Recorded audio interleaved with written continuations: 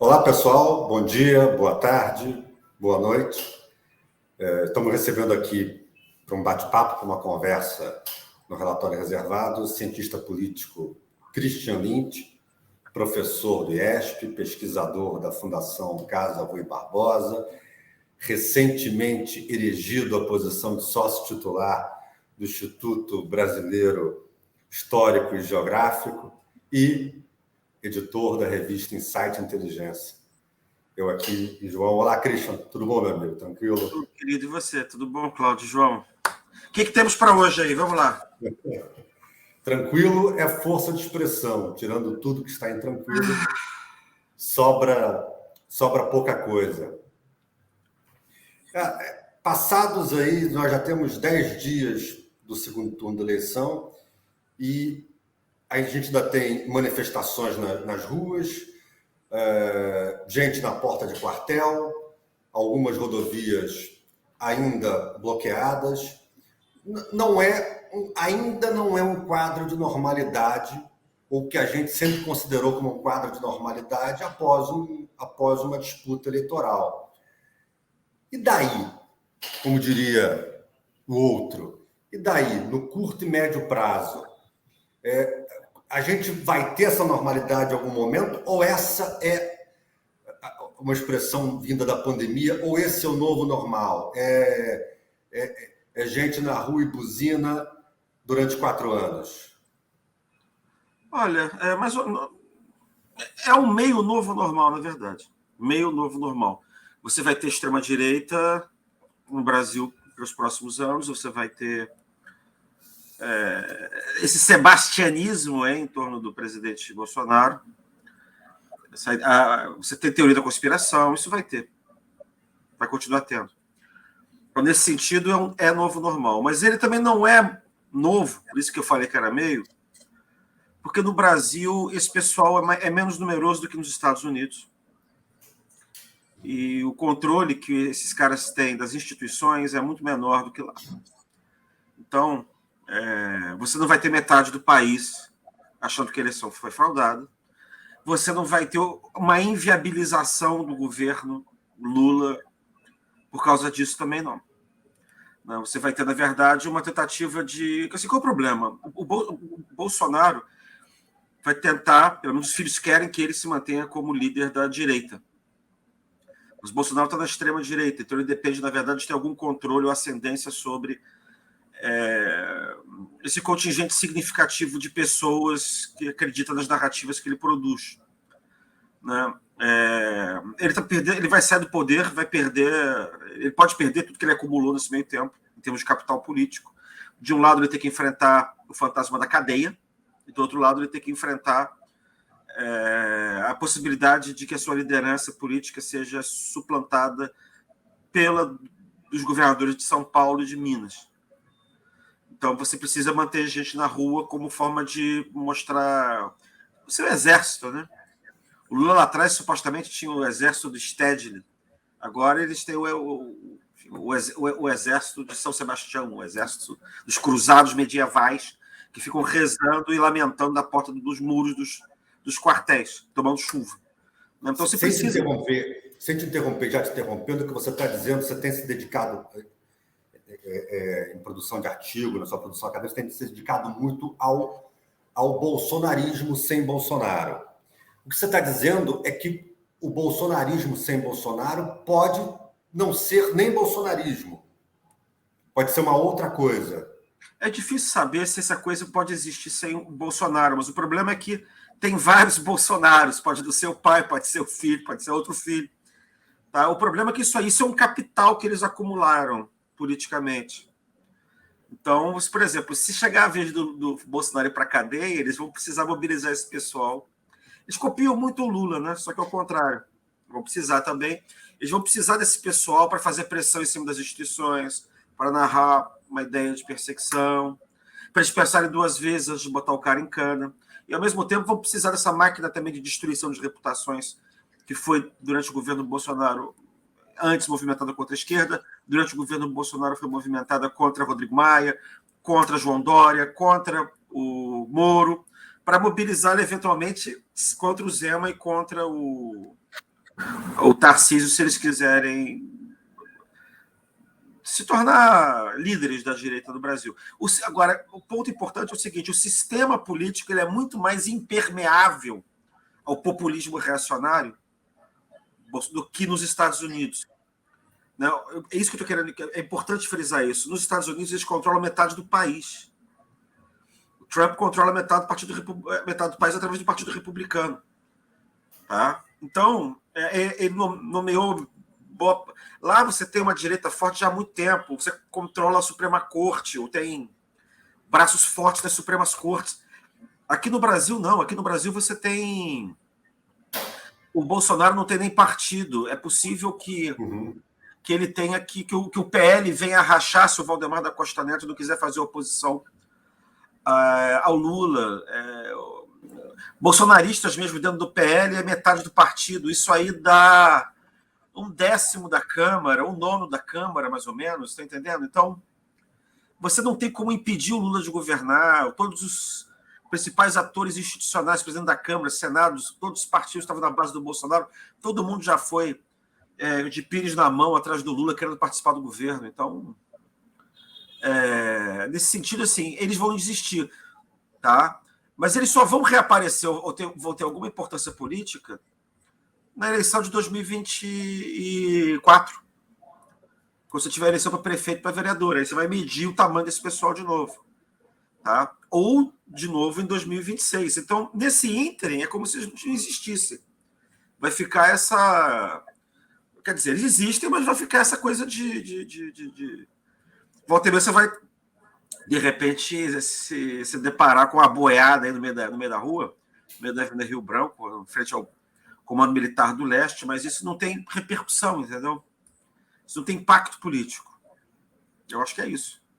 Christian, deixa eu te fazer uma pergunta. A gente estava falando até dos Estados Unidos, que teve agora a eleição, né, dos midterms, que está sendo lida como uma derrota, acima de tudo, uma derrota do Trump e talvez pela primeira vez uma ascensão de uma outra liderança, que seria aquele Ron DeSantis, né, o governador da Flórida, que também é um cara bem de direita, mas que não é um trumpista, né, exatamente. Não, ele é um sanctista. Ele é um sanctista. Ele é um sanctista. Exatamente. Muito contra aquela coisa woke, né, toda essa coisa meio politicamente correta, mas diferenciando-se ali dentro do partido do Trump. Você vê, com essas diferenças ainda, nesse sentido menos fortes dessa direita, do que seria um bolsonarismo em relação ao domínio do trumpismo, você vê essa possibilidade de haver um descolamento entre, a gente sempre fala que, vamos dizer, a 20%, 25% de radicais, um descolamento entre esse grupo e esse grupo mais de direita, ou direita centro, direita mais clássica, que se juntou ao bolsonarismo e que parte desse grupo se incline, não digo como apoio de governo, mas em termos de popularidade ao Lula. Quer dizer, o Lula sair dessa margem ali de 50, 51 de um país muito dividido e conseguir avançar para ter uma popularidade mais clássica dos presidentes brasileiros, acima, não tanto meio a meio. Você vê essa possibilidade?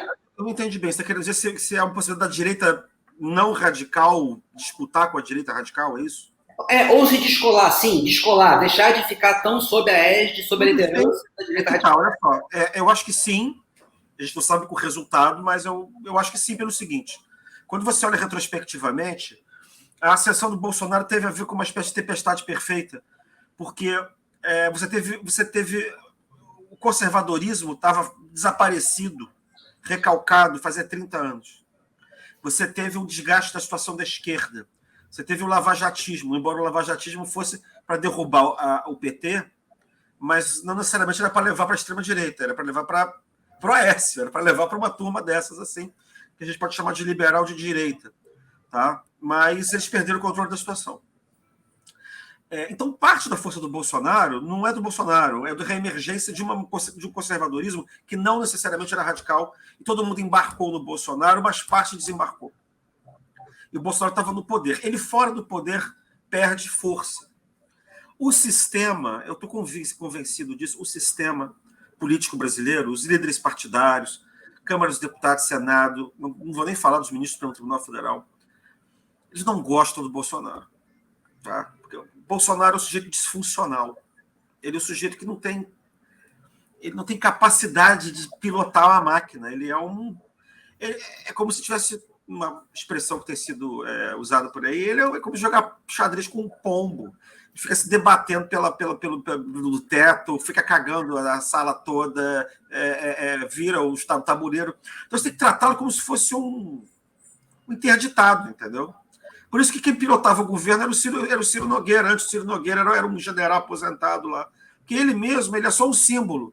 Ele não é um cara funcional, tá entendendo? Então, não é à toa que quando ele perde a eleição, 3 minutos depois já estava o Arthur Lira lá reconhecendo a derrota do Bolsonaro. Tá? Então, é remoto reposto. Eles não têm interesse nisso. Certamente eles preferem lidar com o Tarcísio de Freitas ou com o Zema do que com o Bolsonaro. Né? Porque, eu repito, e o problema não é só porque é extrema-direita, o problema é que o Bolsonaro tem deficiência cognitiva. Ele é um sujeito ruim de lidar. Tá? Então, certamente existem incentivos para que volte a ter uma direita, digamos, uma direita malufista, né? Porque o Tarcísio de Freitas é uma espécie de Maluf, né? É esse tipo de direita. Agora, a questão é, Bolsonaro vai conseguir manter a ascendência contra esses caras, eles vão se rebelar contra o Bolsonaro.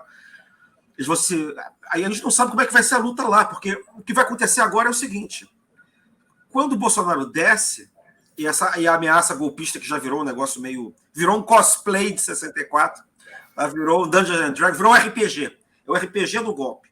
Tá? Quando isso acabar, vai acontecer o seguinte: a direita vai começar a brigar entre si, Tarcísio, Bolsonaro, esse pessoal, de um lado, e a frente dentro do governo vai começar a brigar também. Os liberais e a esquerda vão começar ali a brigar. Né? É claro que eu acho que do lado do Lula tem mais chances de tentar ter uma transação do que do lado... O bicho vai pegar na direita, eu acho. O bicho vai pegar na direita. Tá? Previsões sobre isso? Olha, a gente tende a ter uma normalização. A gente está 10 anos fora do normal. Não é o velho normal, é o novo normal, o meio novo normal. Você tende a ter uma normalização, cara. Pode ser que a normalização vai ter uma extrema-direita, mas isso de repente pode ser 10%, 15% do eleitorado. Tá? Aí eu repito, existe uma maior independência, autonomia do sistema político em relação ao que acontece na epiderme da sociedade brasileira, que é muito também desigual e muito assimétrica. Tá? Então, as instituições são mais fortes do que nos Estados Unidos. As instituições norte-americanas são fracas, na verdade. Elas têm pouca resistência contra distúrbios sociais, por isso que ela teve guerra civil. As instituições americanas são do século XIX, cara. A Constituição deles é um papiro do século XVIII. Tá? Então, assim, tudo que mexe na base da sociedade americana transparece logo em cima. Tem gente que acha isso maravilhoso.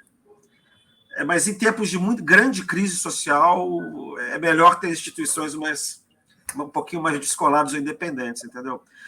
Então, é uma coisa interessante em política. Aquilo que é veneno, em um momento, pode ser remédio em outro momento. Tá? Isso é uma coisa bem brasileira. Assim, essa autonomia relativa das instituições, ela impede um aprofundamento da democracia. Quer dizer, de tornar o representante mais dependente do representado. Por outro lado, ela também impede a autocracia. Ela impede que alguém sozinho comece a mandar. Isso que eu falei, às vezes é veneno, às vezes pode ser remédio, né? Sim. Christian, temia-se muito, havia muitos temores, muitos receios com o momento imediatamente após a eleição, a reação do Bolsonaro e dos seus e as fantasias. Ele sempre jogou com o imaginário, pelo menos dos seus seguidores, de que teria as Forças Armadas ao seu lado, caso fosse necessário. Just in case. Esse período de maior tensão, esse temor pós-eleitoral já se dissipou? Esse período de maior nervosismo? Olha, isso sempre foi um blefe. Se é que ele existe. Isso sempre foi um blefe. Sempre foi um blefe. As Forças Armadas não têm incentivo, não têm razão para dar golpe nenhum, transgredir nada. Eles têm os privilégios dele bem garantidos na Constituição. O que eles queriam, na verdade, eu acho, em 2018, 2017, era voltar a ter influência política nas áreas que são de interesse do Exército. Por exemplo, Amazônia, demarcação de terra de índio, umas coisas assim. Né? De que eles não eram consultados. Isso eles conseguiram, aliás, conseguiram muito mais, conseguiram ter muito cargo administrativo, conseguiram ficar fora de reforma administrativa. Tá? Então, para eles é até bom que o Bolsonaro vá embora, porque o Bolsonaro fica fazendo bullying com eles. Eles enchem os militares. Em primeiro lugar, é bom separar os aposentados das Forças Armadas, tá? Força Armada, estou falando de gente da ativa. A pessoa que está na ativa não tem, até gosta que o Bolsonaro vá embora. Porque, como as Forças Armadas já voltaram para o jogo, esse jogo da influência, fica sempre esse fantasma que você tem que agradar o Exército. Aí o Lula não vai mexer nisso, não vai mexer no Exército. Não vai mexer nas Forças Armadas, entendeu? Eles ficam mais seguros na sua autonomia e com os privilégios adquiridos com o Lula do que com o Bolsonaro. Porque o Bolsonaro exige que eles fazem parte da cenografia golpista. Tá? Agora, o que acontece é o seguinte. Quando eu falei do blefe, o blefe era que o Bolsonaro tinha que... O populismo reacionário ele depende do seguinte. O caudilho, né? Ele, no caso, o mito, o representante do povo direto, tem que mostrar que ele tem o apoio inconteste das forças, das lideranças naturais da sociedade. Para o populismo reacionário, naturalmente. As lideranças naturais da sociedade para o populismo reacionário que são sacerdote, miliciano, patriarcas. Patriarca é o cidadão de bem. Os sacerdotes são padres e pastores. Miliciano são as forças armadas, mas aí você vai entender o que quero dizer. As forças armadas não como força imparcial do Estado, mas junto do mito, tornadas milícias do mito. Tá? Então ele tinha que o tempo inteiro, não sei se vocês se lembram, o tempo inteiro ele tinha que posar, ele virou um parasita das instituições, ele não perdia uma formatura de cadete. Ele não podia ter uma marcha de Jesus que o diabo aparecia lá no meio sem ser convidado. Tá? Então, o tempo inteiro ele ficava colando a imagem dele nisso para ele poder se legitimar como... Mas o que acontece? A gente acaba se descobrindo que isso aí era um blefe, mas é uma narrativa que também é destinada ao eleitorado radical dele. Tá? A ideia de que ele controla as Forças Armadas. Ele não precisa controlar, às vezes não precisa de muita força, né? Basta ele ficar quieto, basta ele fazer com que a defesa, né? E o ministro da Defesa é um despachante dele. É um militar aposentado. Militar aposentado vira político. Esse é um ponto importante, que eu ia te interromper. Ele parte do que você chama de blefe, dessa coreografia e dessa fantasia que ele criou. Ela vem também, um dos movimentos que ele fez foi indicar militares para o Ministério da Defesa. Primeiro o general Fernando Azevedo Silva e depois o general Paulo Sérgio Nogueira, ex-comandante do Exército. E dando a impressão de que o Ministério da Defesa e as Forças Armadas são uma coisa só e essa coisa só me pertence, é minha. Meu exército. O Ministério da Defesa, essa é uma separação, uma decantação importante. O Ministério da Defesa é um órgão burocrático que sequer as Forças Armadas estão subordinadas ao Ministério da Defesa. As Forças Armadas são subordinadas ao seu comandante em chefe, constitucionalmente. Vamos chamar assim, esse uso, essa instrumentalização do Ministério da Defesa também fazia parte dessa coreografia ou dessa cenografia. Por exemplo, ontem o Ministério da Defesa, alongando aqui um pouquinho, o Ministério da Defesa solta o tal relatório sobre a auditoria das urnas. E é uma nota que diz, ele não quer desdizer o presidente, não desdiz o presidente, mas também não diz o que o presidente gostaria que ela dissesse. Parênteses. Aquilo foi interpretado como que não teve fraude nenhuma. Alguém apertou a orelha dele agora, 10 minutos atrás, ele foi obrigado a soltar uma nota dizendo que pode ter tido fraude, pode não ter tido também. Acabou de soltar a nota. Dizendo isso. Quer dizer, é isso. O cara de novo, é o cosplay, é a gincana, é o papo furado, é o RPG do golpe para manter o gado na chuva lá, rezando, mobilizado, querendo o golpe. Que não vai sair. Então, é uma espécie de mantra de hipnotismo, entendeu? E o Bolsonaro, para conseguir fazer isso, ele fez esse bullying horrível com as Forças Armadas, aquele episódio da derrubada dos 3 comandantes, porque os 3 eles não topavam fazer parte da cenografia. E foram substituídos, não necessariamente por quem estivesse disposto a fazer essa cenografia, sim, mas gente que estivesse disposta a ficar mais quieta, né? Dar uma lição nesse pessoal. Agora, repito, o Ministério da Defesa foi criado, na verdade, para, entre aspas, civilizar as forças militares. Civilizar no sentido de civil. Né? De botar aquilo num tampo civil. O Bolsonaro, como é próprio dele, né? O negócio dele é perverter as instituições. Então, o que ele fez foi aproveitar que só tinha um ali em cima, botar um general dele para parecer que as forças estavam sendo representadas no Ministério da Defesa pelo preposto dele, pelo despachante que ele colocou ali na defesa. E para poder fazer esse cosplay aí, fazer esse negócio de ficar ameaçando as instituições com ameaça de golpe, né, que era o blefe, mas com um significado também mais pontual, que é essa ideia de simular a adesão das Forças Armadas a ele por um eleitorado. Parecia que ele contava com isso. É como se as únicas instituições políticas que fossem dignas de confiança dos extremistas fosse o Exército.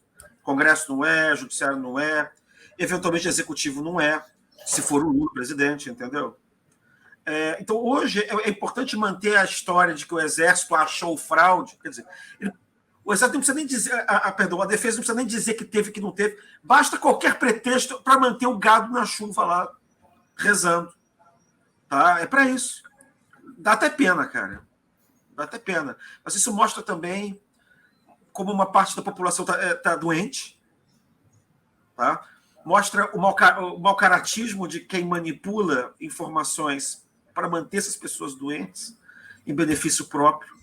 Tá? Mostra um problema grande que nós temos no fato das redes sociais serem meios de comunicação à margem do direito, não serem regulamentados, não estarem regulamentados como estão jornais, como estão emissoras de TV, como estão emissoras de rádio, né?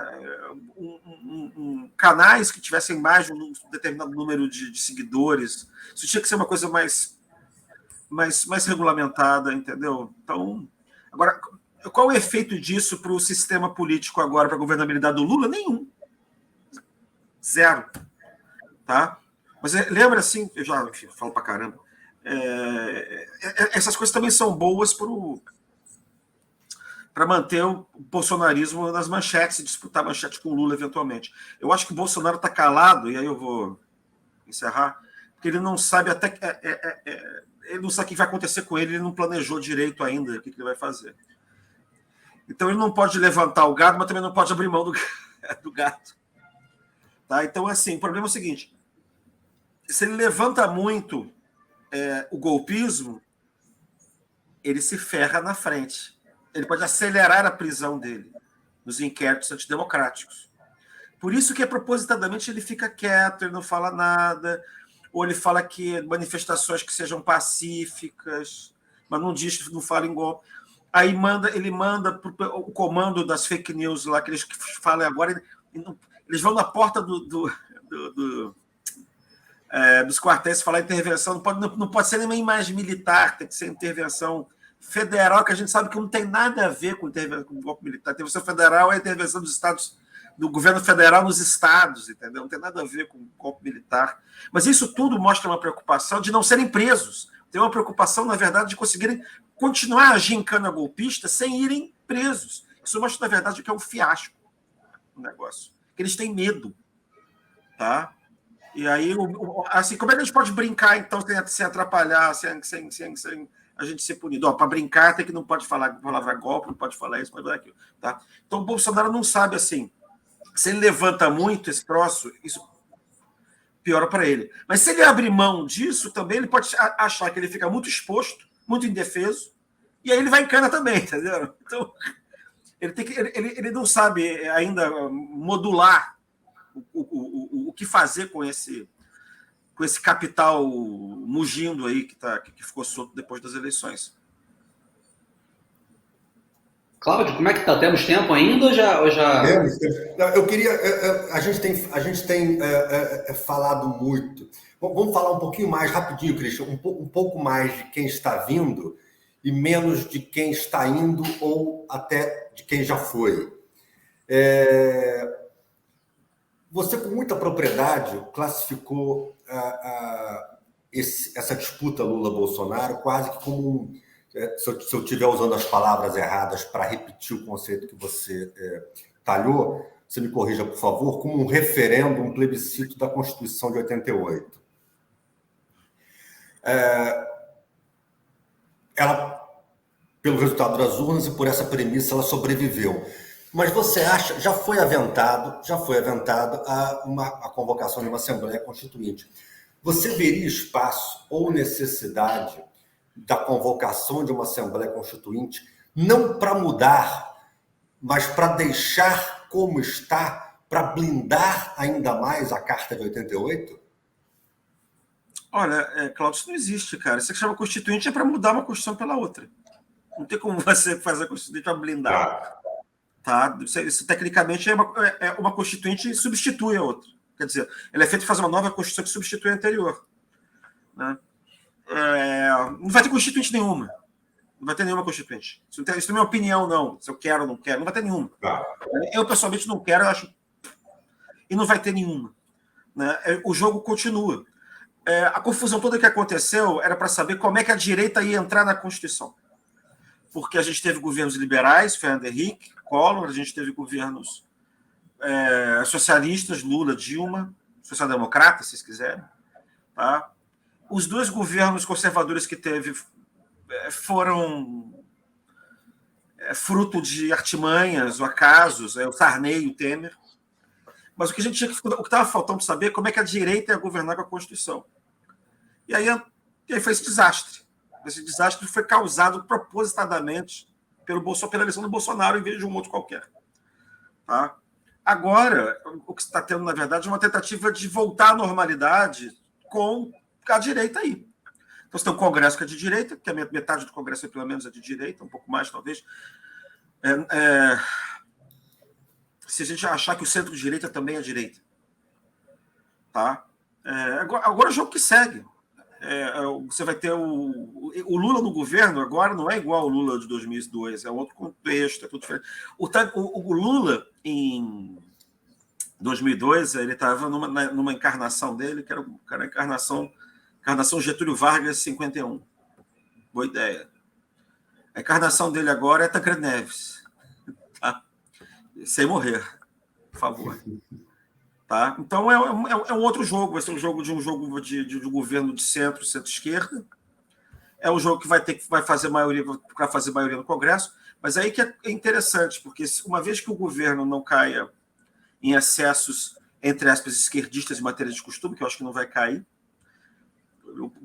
tudo que o governo propuser nesse sentido vai ser dentro do próprio executivo, não vai ser nada que vai para o Congresso.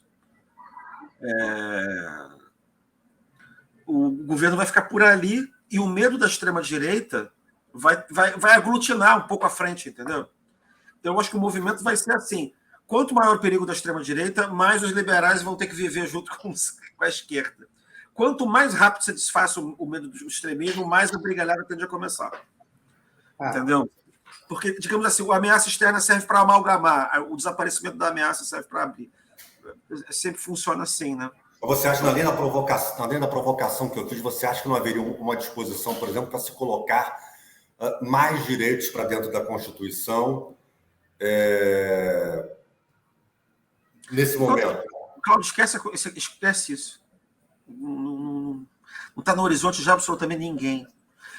Para a esquerda não interessa, porque você vai fazer uma Constituição mais reacionária, mais conservadora. Tá? A Constituinte de 88, quando foi feita, o conservadorismo estava na lona. Você não vai ter uma Constituição para o Brasil mais adiantada que essa tão cedo. Tá? E essa Constituição já está aí há muito tempo. A Constituição boa é a Constituição velha, que consegue se renovar, entendeu? A Constituição de 88 ela vai durar muito ainda. Porque ela consegue fazer isso, porque ela é uma Constituição que você consegue mudar por emenda constitucional facilmente. Pois é. Se você não conseguisse, ia ser um problema. A Constituição americana tem esse problema tenebroso, porque a Constituição americana, para você conseguir mudar o texto, você tem que ter o assentimento de 50 estados. Você vai ter duas indicações. Para burlar a legislação eleitoral, cara.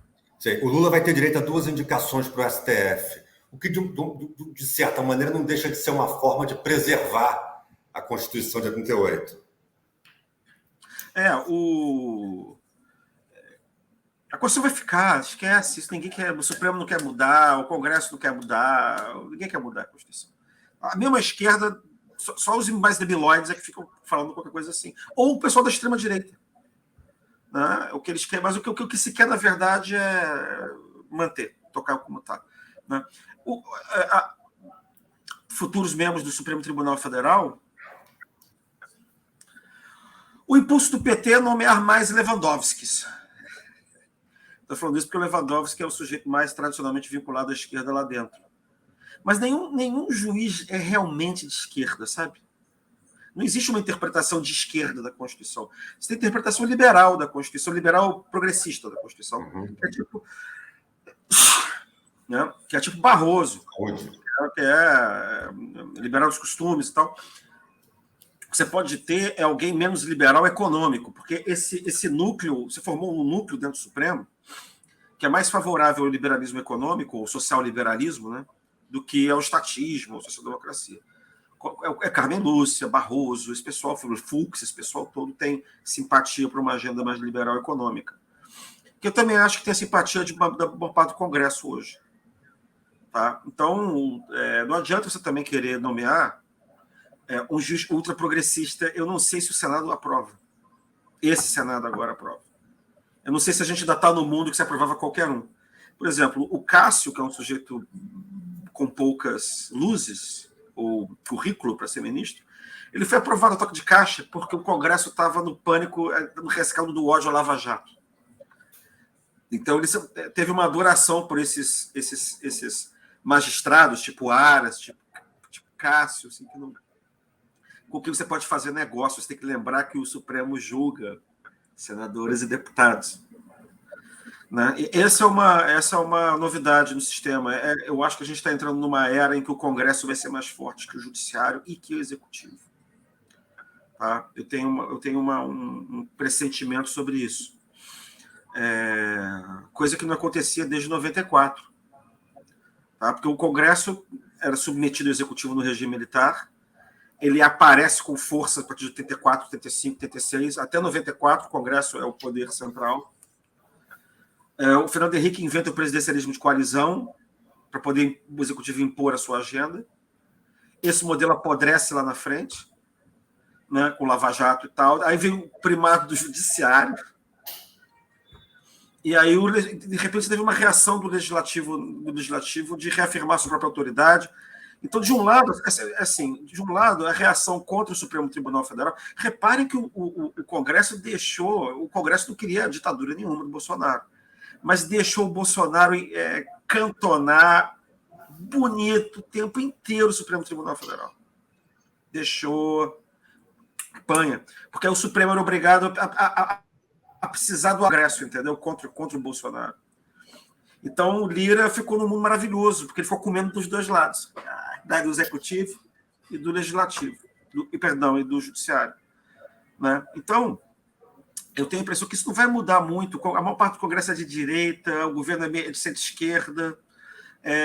Acho que o Judiciário meio que aprendeu a lição que não pode ser vanguarda iluminista, querer inventar novos direitos de costumes que não estão dados pelo Congresso, entendeu? Então, a tendência agora, eu acho que o Congresso recupera. Houve um movimento para o Congresso recuperar as rédeas. Então, de um lado, você tem essa coisa do Judiciário estar assim, escaldado, com a raiva dos legisladores, essa ameaça de impeachment de ministro supremo no Senado, por exemplo, de um lado, e do outro, inventaram essa coisa do orçamento secreto, inventaram essa coisa das emendas de relator. Isso aí enfraquece muito também o Executivo, entenderam? Então, eu acho que agora o epicentro do sistema político vai ser o Congresso.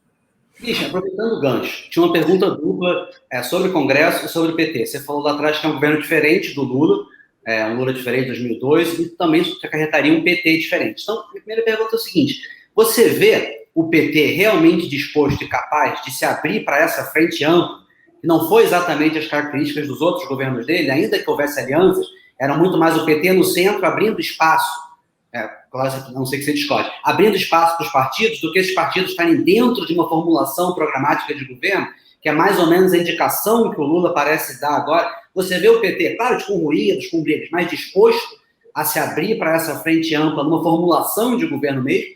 Isso é um ponto. E o outro lado, você acha que é possível fechar essa aliança com parte do Centrão, com Arthur Lira, sem melindrar parte da aliança que o Lula construiu durante a campanha e ensaia agora também em seguida com o MDB e tal, PSD, União Brasil? Não.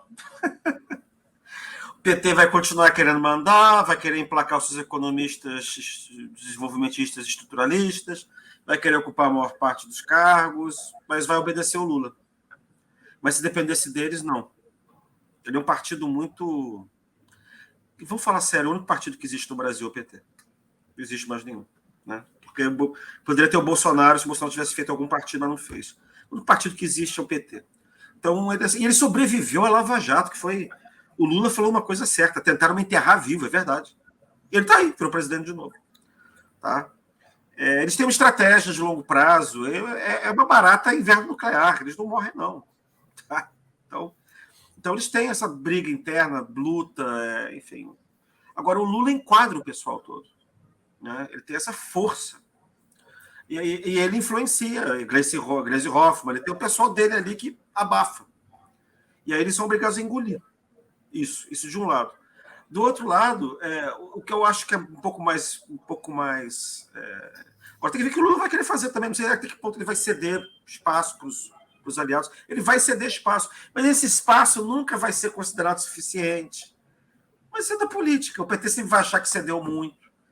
Faz parte da negociação. Você tem que fingir que recebeu menos, tem que mostrar que está sempre insatisfeito para poder conseguir mais. Mas isso não tem jeito. Toda coligação é assim. O que eu acho um pouco mais delicado é essa coisa de Lira e Renan Calheiros.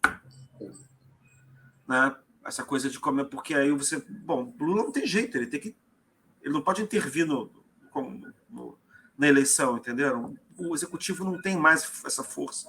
Ainda tem a ameaça fantasma bozista aí do lado de fora. Não faz sentido nenhum o presidente querer impor um presidente da Câmara dos Deputados, quanto mais que o Lira já se botou à disposição. Aliás, esses caras são muito desfrutáveis, né? Impressionante. Não só o Arthur Lira, o Aras já se botou à disposição para engavetar tudo do Lula também, é uma coisa asquerosa, entendeu? A régua é muito longa. Mas enfim, ali tem uma tensão por causa dos problemas de disputa política regional. Estadual, né? Porque o Renan é tradicional do Lula, ia ter essa brigalhada com o Arthur Lira. Mas o Lira está lá para ficar muito tempo. E o Lira é um personagem realmente...